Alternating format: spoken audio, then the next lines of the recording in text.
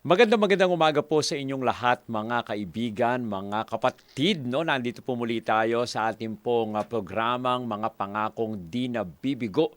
Ito po ang inyong Kuya Bong na bumabati sa inyo ng isang magandang umaga. Nawa kayo ay pagpalain ng ating Panginoon. Ang ating pong mga listeners dyan sa Alicia, sa Tiradview, Santiago, Isabela, sa Ilocos Sur, ay binabati po natin ng isang magandang umaga. Pati na rin ang mga listeners natin dyan sa Dipakulaw, sa Baler, Nueva Ecija, Pampanga, Tarlac, Pangasinan, Bataan, Zambales, Bulacan, at pag pumunta ka sa South ay sa Cavite, Laguna, Batangas at Mindoro. At syempre, binabati po natin ang mga nasa NCR, no? Dito sa Mega Manila. Kayo po ay nakikinig sa AWR 89.1 FM. No? So kung meron po kayong gustong batiin, binabati po natin kayo ng isang magandang umaga. I-text nyo lamang po sa 0917-1742-777. Pati na rin sa 0968-853-6607. Meron po kaming pinapamigay na libreng libro. No? Mag-text lang po kayo kung gusto nyo pong makatanggap. No? So ngayon po, ano ba ang mga karaniwang hinaing ng mga tao ngayon? Yan. Uso pa ba ang mabuting gawa ngayon? No? Sa dami-dami ng mga hindi magagandang mga ginagawa. No? Parang na-overwhelm na tayo doon sa mga hindi hindi magagandang gawa. No? Ang daming mga masasamang gawain sa paligid. No? Talagang minsan nakikita nyo sa mga social media posts, no? Ang mga hindi maganda mga nangyayari, yung mga nagnanakaw, yung mga nag-i-scam, no? Yung mga kung ano-ano pang mga ginagawa sa mga tao na hindi naman ganun ang pera nila, pero talagang minsan talaga ganyan ang pinagtutuunan ng pansin ng iba, no? Ano pa? Paano magpapamalas ng mabuting gawa? Yan. Ang focus po talaga ay dapat pala ay gumawa tayo at tayo ay tumingin sa paligid kung paano tayo makakagawa ng mga kabutihan. Tutulungan ba ako ng Diyos upang makagawa ng mabuti? Yan ang mga tanong na ating pong pagtutuunan ng pansin sa umaga pong ito, no? Dito sa ating pong programang Mga Pangakong Di Nabibigo. Yan. So ang ating pong title ngayon ay Focus on Good Works. No? Focus on Good Works. Tumututok tayo ngayon sa mga mabubuting gawa. Ang text po natin ay galing sa Matthew 5:16. No? So kung meron kayong mga notebook, no, isulat na po natin yung mga text natin na babanggitin po sa umaga pong ito at mamaya ay maaari nyo pong buksan ang inyong mga banal na kasulatan at i-review, no, yung ating pong mga text. Matthew 5:16. Binabanggit po dito, "Let your light shine before others that they may see your good deeds and glorify your Father in heaven." No? Ang ganda po ng isa sa mga panawagan sa atin dito sa Mateo 5:16. No, ipinapaliwanag po sa atin dito na ano daw, pagningasin daw natin, paliwanagin daw natin, no, ang ating pong liwanag sa harap ng iba upang makita ang inyong mga mabubuting gawa. No? O para daw nung mapansin ng mga tao yung mga mabuting gawa. Para daw po tayo ba ay luwalhatiin o tayo ay purihin ng mga tao? Hindi po. Ang binabanggit po dito ay para luwalhatiin ang ating Ama na nasa langit. Yun po pala ang focus, mga kaibigan. Gumagawa tayo ng mabuti na ang ating Panginoon din naman ang siyang nagbibigay sa atin ng kapangyarihan na tayo gumawa ng mabuti.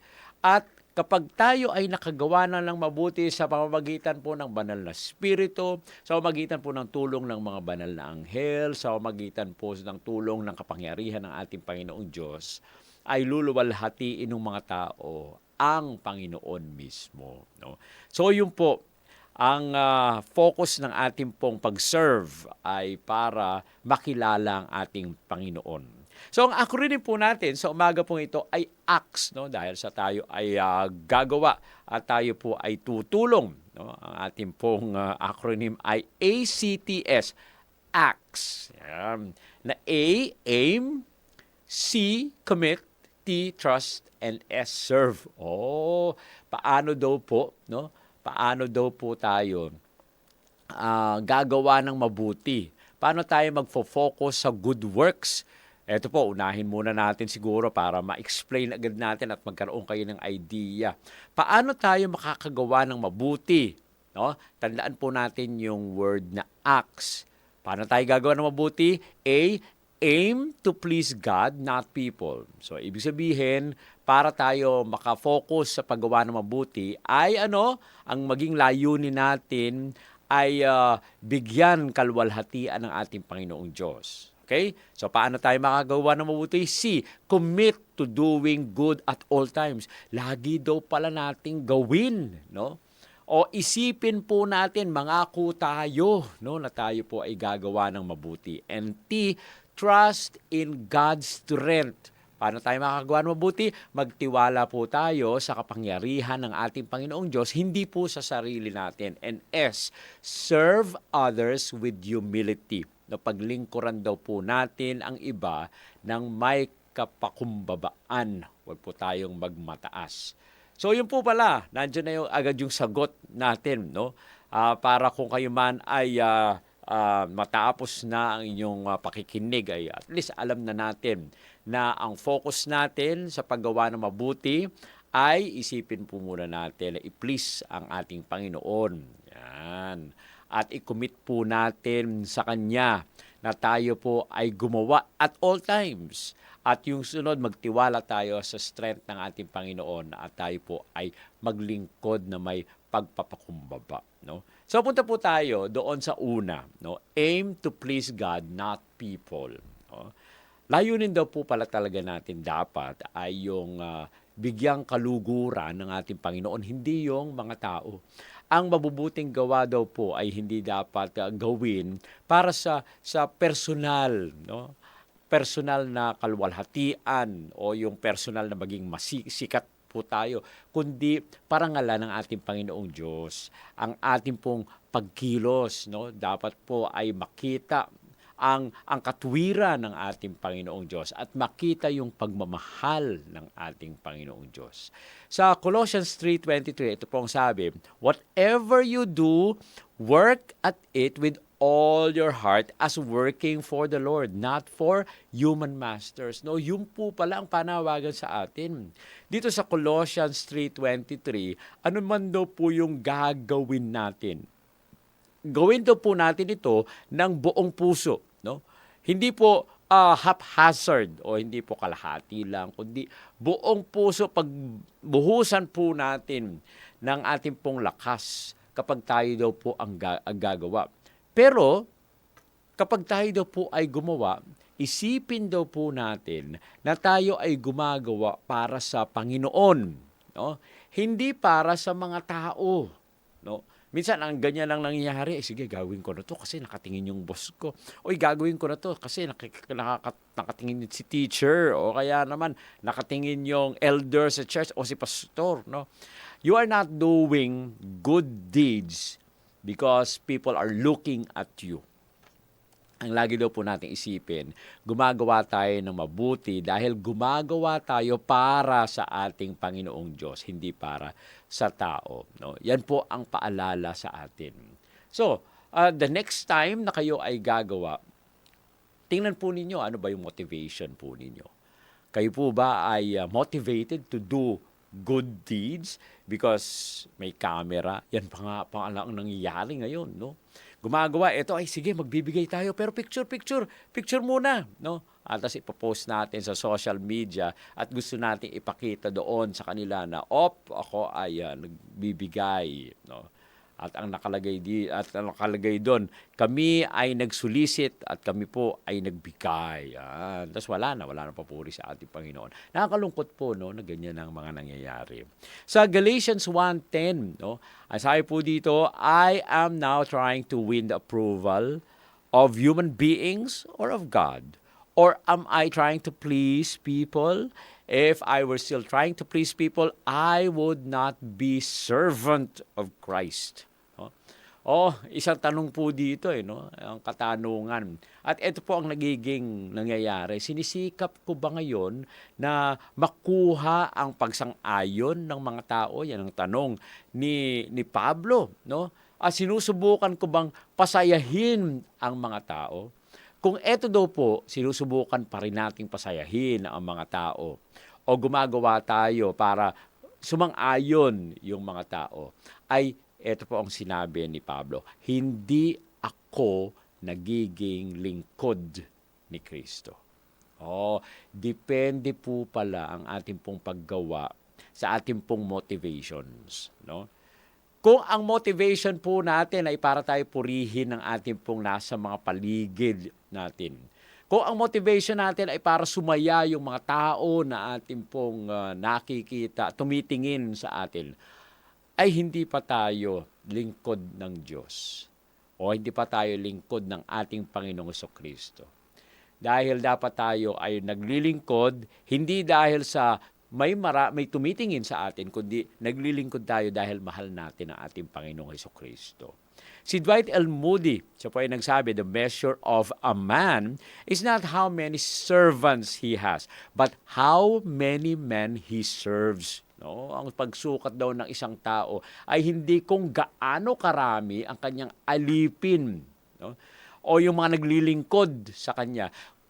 Ngunit, kung gaano karami yung taong kanyang napaglingkuran.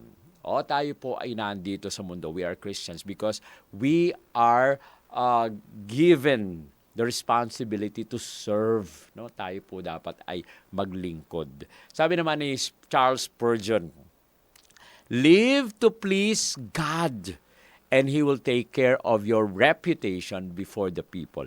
Mabuhay daw po tayo, mga kapatid, mga kaibigan, na magbigay ng kasiyahan sa ating Panginoong Diyos.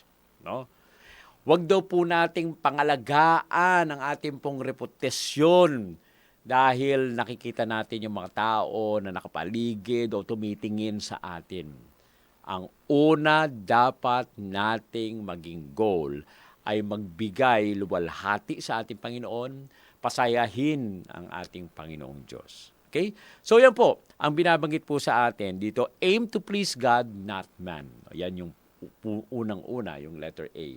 Punta po tayo doon sa letter C, sa ating acronym na ACTS. No? Letter C, commit to doing good at all times. No? Mangako daw po tayo sa paggawa ng mabuti sa lahat ng panahon. Yan. Tinatawagan po kasi tayo na magpatuloy na magsagawa ng mga kabaitan, yung magiging bukas palad po tayo, yung tayo po ay nagiging mabagmahal.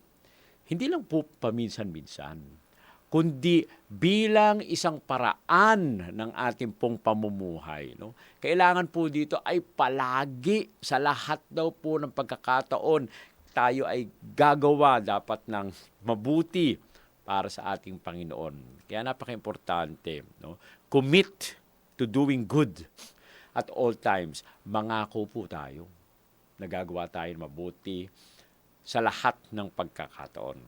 Sabi po sa Titus 3:8, this is a worthy saying, and I want you to stress these things so that those who have trusted in God may be careful to devote themselves to doing what is good.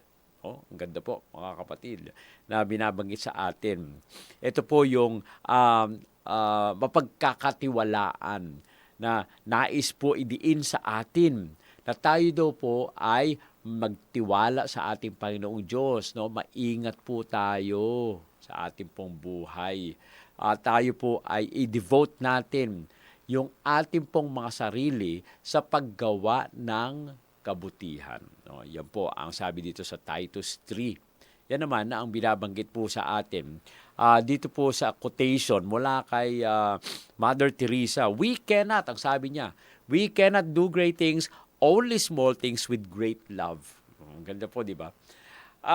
Minsan kasi iniisip po natin na tayo ay gumawa ng mga malalaking bagay. Alam niyo po ba, ang mga malalaking bagay ay nag-uumpisa yan sa mga maliliit na bagay.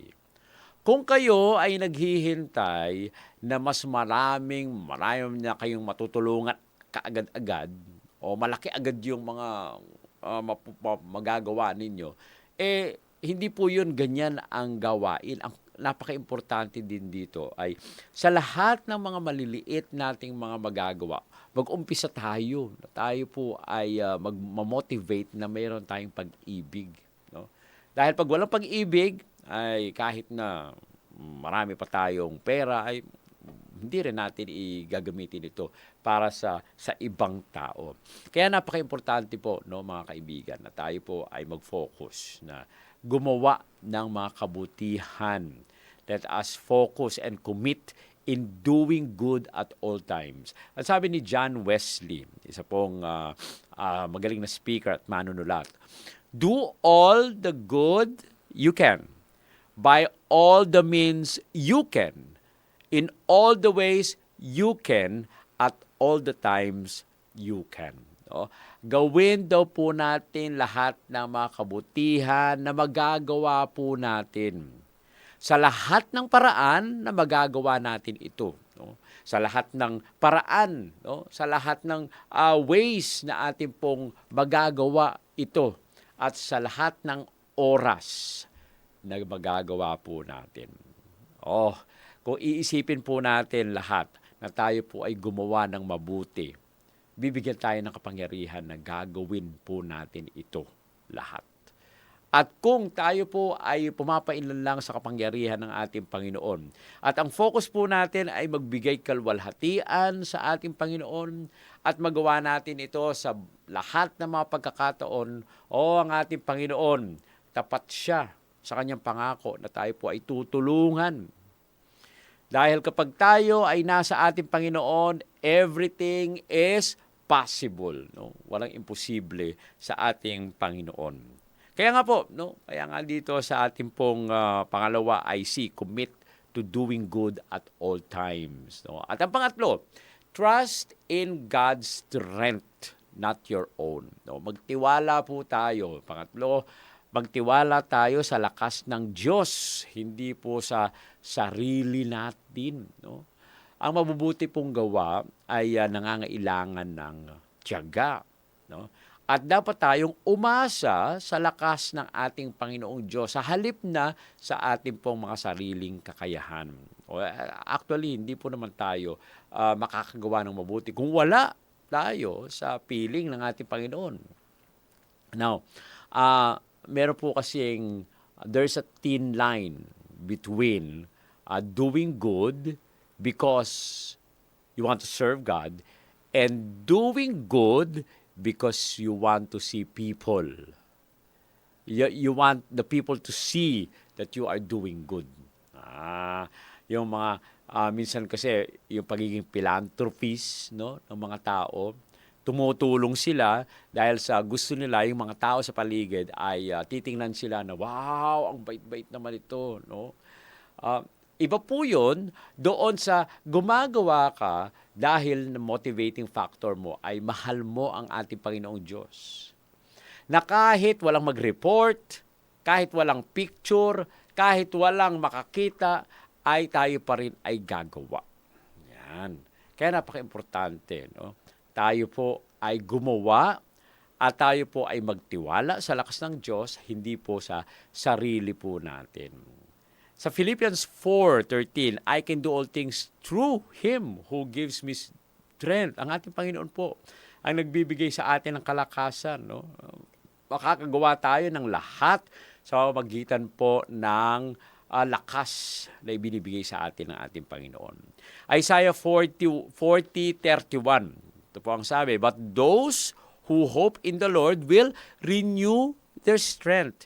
They will soar on wings like eagles. They will run and not grow weary. They will walk and not faint. No? Kapag tayo daw po ay umaasa sa ating Panginoon, ay nagbabago po. No? Nagiging bago ang ating pong lakas. No? Tayo po ay pinagpapala ng ating Panginoon. Tayo po ay parang isang agila na lilipad, no? Na mayroong malakas na pakpak. Tayo po ay tatakbo. No? Binabanggit po dito, tayo po ay tatakbo, hindi tayo mapapagod, tayo po ay lalakad, hindi ho tayo manghihina. No? Kaya ito ay pangako sa atin ng ating Panginoon. Kaya ang kailangan po natin ay umasa tayo sa ating Panginoong Diyos. No? Let us always trust in God's strength and let us not trust on our own strength. Si Augustine, siya po ay nagsulat, without God, we cannot. Without us, God will not. Kapag wala daw ang ating Panginoong Diyos, hindi natin magagawa. Kung wala naman tayo, ay hindi naman gagawa ang ating Panginoon. Kaya nga, ito po ay partnership actually. No? Hindi gagawin ng ating Panginoon na basta na lang pilitin ng mga tao na nasa kadiliman. O ikaw, magpabinyag ka na. Hindi po. Ang nais ng ating Panginoon ay maging partner po tayo. At tayo rin ay makaranas ng kaligayahan sa paglilingkod. Makaranas din tayo na tayo po ay nagbibigay ng pag-ibig ng ating Panginoon at sila ay tumatanggap sa ating Panginoon na bilang personal na tagapagligtas. No? Kaya nga kung kayo po ay nag-aaral ng salita ng ating Panginoon, unahin natin na tanggapin ang ating Panginoon sa ating pong mga puso. Dahil siya ang magpapalakas at mibigay ng pag-asa at pagmamahal at pati na rin kaligtasan sa atin. Sabi ni Philip Brooks, do not pray for easy lives. Pray for stronger men. No? Wag daw po tayo na manalangin sa madaling buhay. Pagdasal po natin na mas malakas. No? Maging malakas po tayo. Yung mga kasama natin ay maging malakas din. Dahil sa ating pong buhay po, mga kaibigan, ay marami ang mga nangyayari sa ating pong mga paligid. No? Minsan sinasabi ng iba, sa akin ka magtiwala. No? Sinasabi ng iba, ito ang magagawa natin, ito ang dapat natin gawin. Ako ang mauuna, ako ang mangunguna sa inyo. Pero mga pagkakataon, no, pag tiningnan natin yung buhay ng isang tao, no, hindi naman pala siya nagtitiwala sa ating Panginoon. Pinakauna, magtiwala muna tayo sa ating Panginoon. At huwag tayong magtiwala sa sarili nating kalakasan. No? Tayo po ay patuloy na papalakasin ng ating Panginoon. At yung panghuli, serve others with humility. No? Paglingkuran din naman natin ang iba ng meron daw pong pagpapakumbaba. No? Ang tunay na mabuting gawa ay walang pag-iimbot. No? Ito po ay nakatuon sa pag-angat ng iba. Yan. At pagtugon sa kanilang mga pangangailangan ng meron pong pagmamahal. No? Kaya napaka-importante po na tayo po ay maglingkod na may pagpapakumbaba. Kahit hindi po tayo ma-identify, no?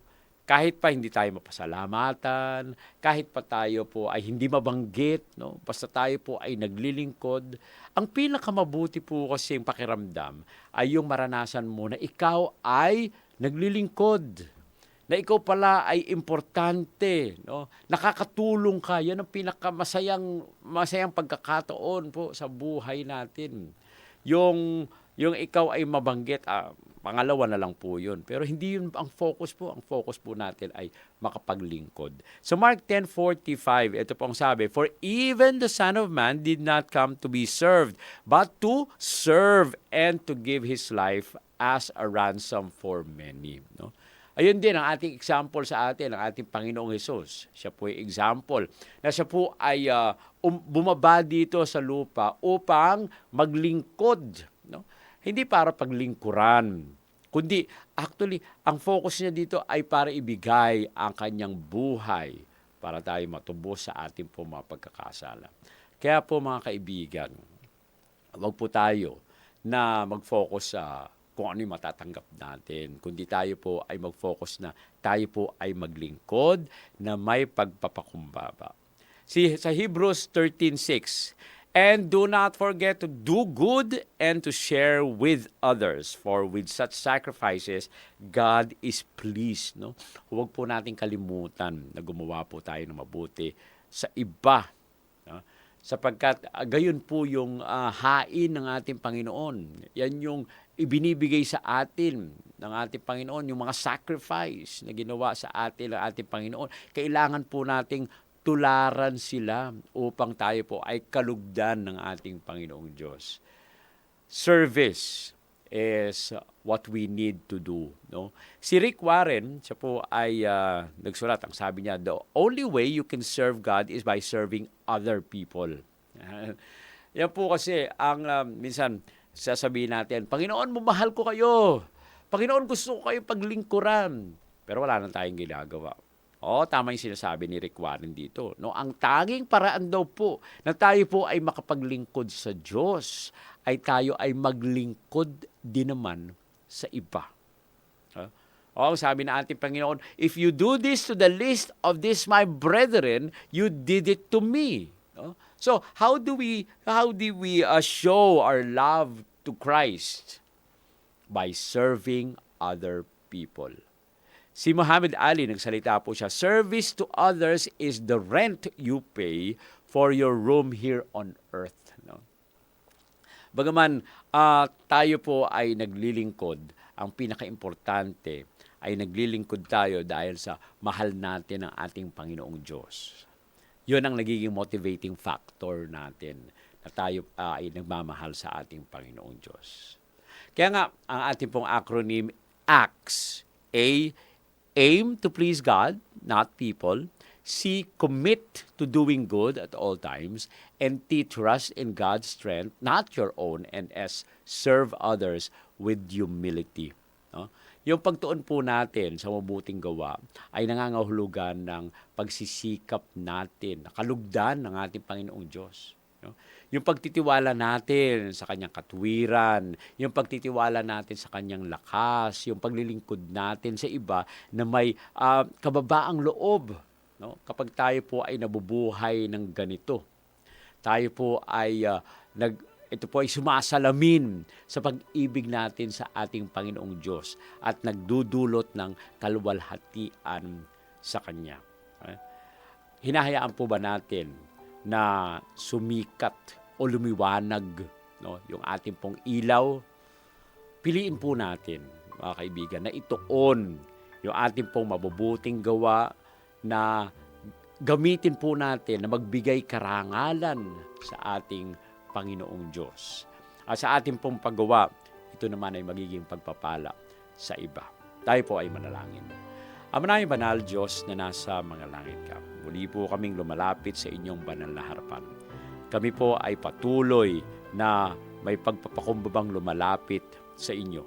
At nais po namin na tumutok, no, na kami po ay gumawa ng mabuti sa iba. Tinatanggap po namin ang inyong panawagan na kami ay makapaglingkod. Kaya naman tanggapin po ang aming pong pagtatalaga sa umaga po ito. Ito po ang aming hiling sa pangalan ng aming Panginoong Hesus. Amen. Amen. Maraming salamat po mga kaibigan sa inyong patuloy na pagsubaybay sa ating pong mga pangakong di nabibigo. No? Tayo po ay patuloy na nagpapasalamat at syempre, inaanyayahan po namin kayo sa susunod nating pagkikita. Nawa po ay maging pagpapalang muli kami sa ating pong paglilingkod sa inyo. Pagpalain nawa po kayo ng ating Panginoon at magandang umaga po sa inyong lahat.